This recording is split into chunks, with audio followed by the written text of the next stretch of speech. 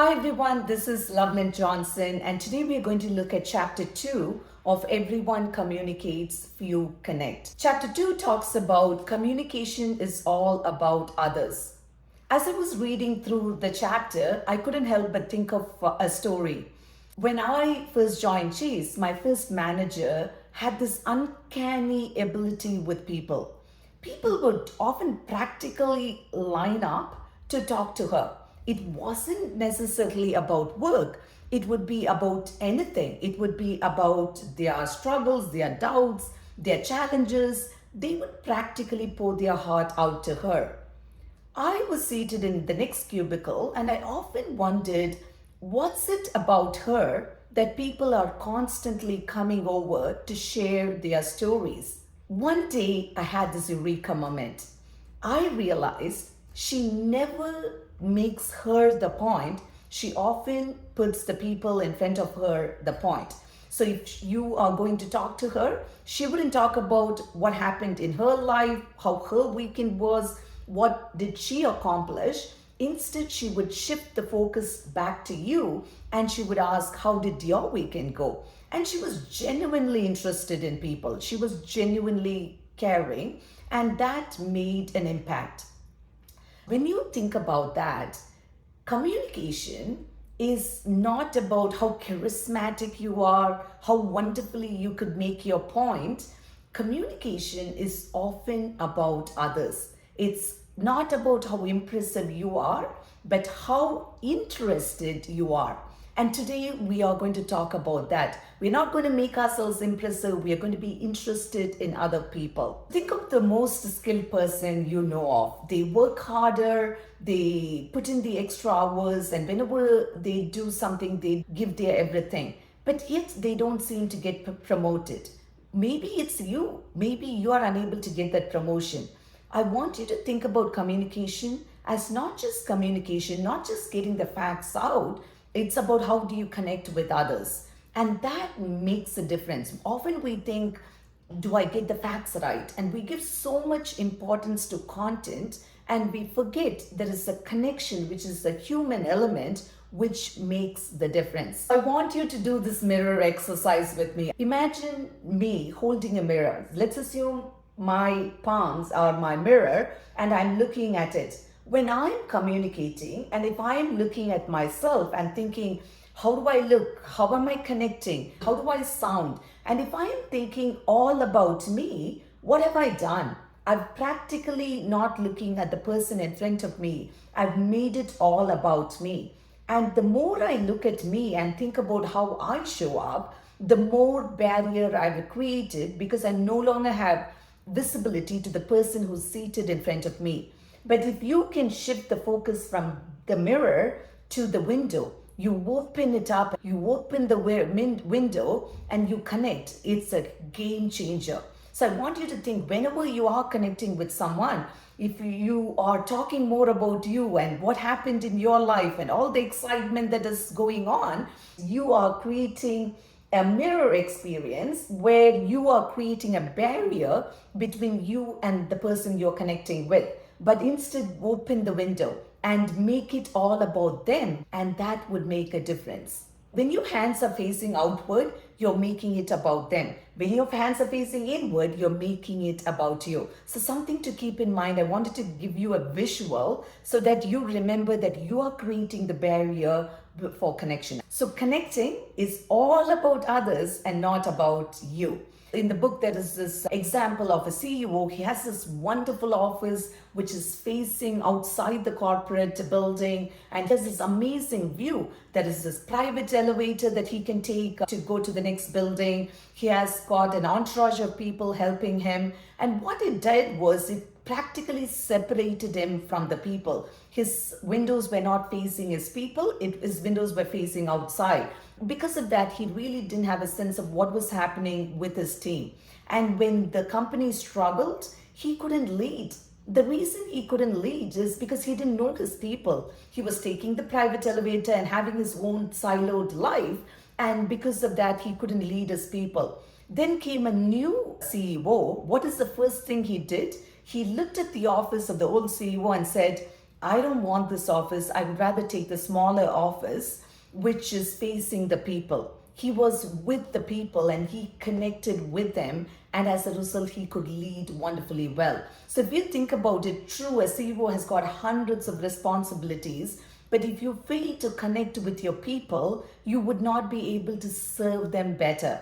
And so that's something to remember. So don't keep the window about you, make it about them. And that makes the difference. My question to you is, which ways do your windows face? Is it facing inward or is it facing outward? So you could make the connection. And communication is not about competence, it's about connection. I want you to tell you that connection is a skill that you and I can learn. So don't beat yourself. We are all wired in such a way that we make it all about us.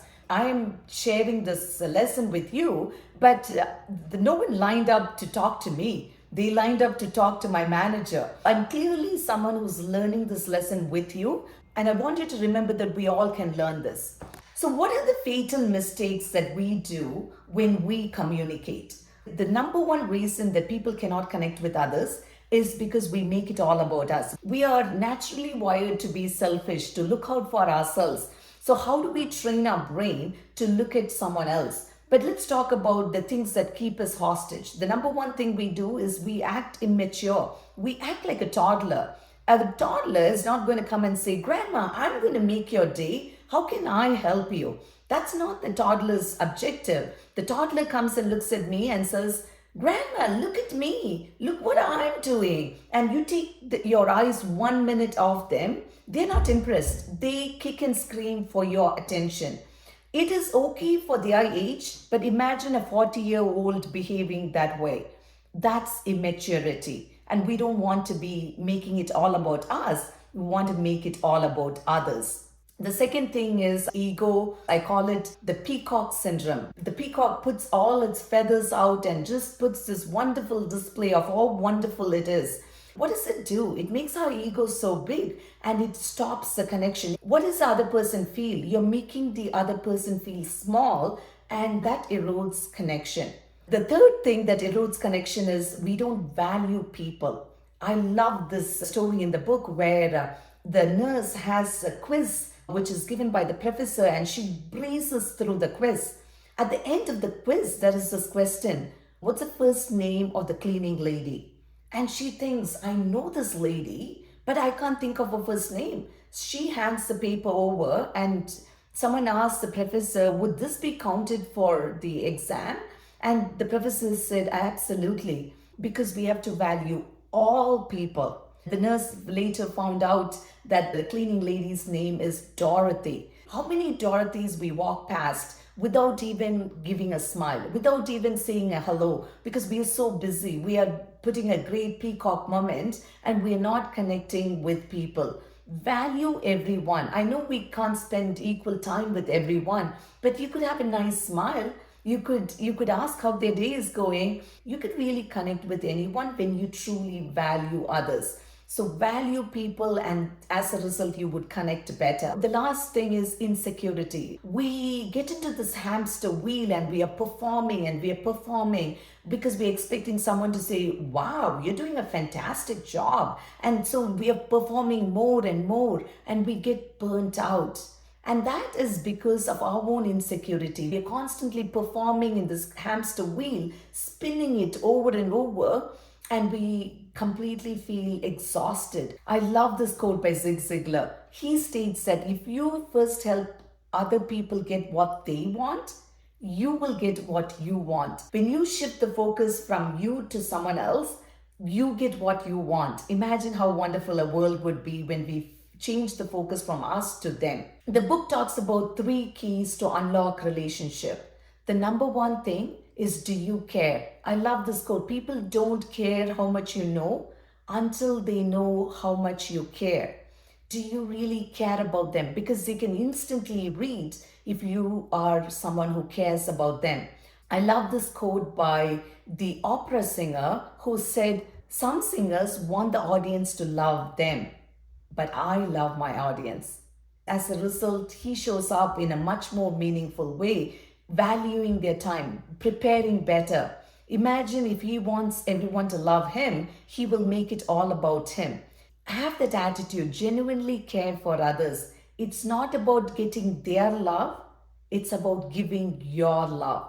Number two, can you help me?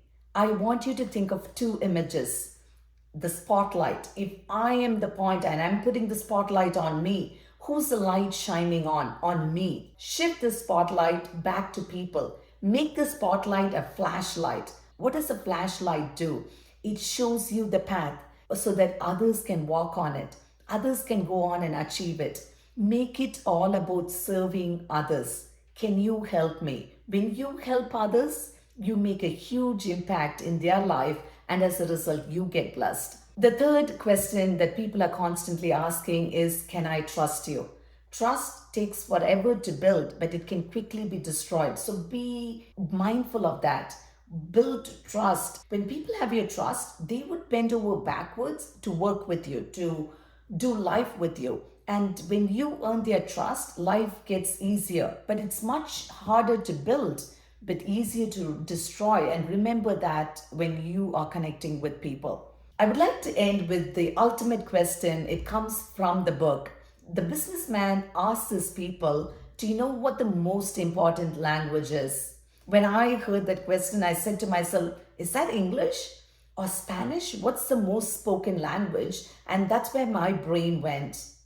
The businessman said, the language of my customer. Think how powerful that is. It's not about what language is spoken the most or what language I know. It's the language of my customer. When you value people and treat them as important people and truly care about them, to truly help them, truly earn their trust, it is a differentiator. When you put the spotlight on them, your influence increases, your connection improves, your relationships deepen. I want you to remember that it's not about you, it's about them. I hope you found this lesson helpful. Next week, we'll be looking at chapter 3 from Everyone Communicates, Few Connect. I hope to see you there.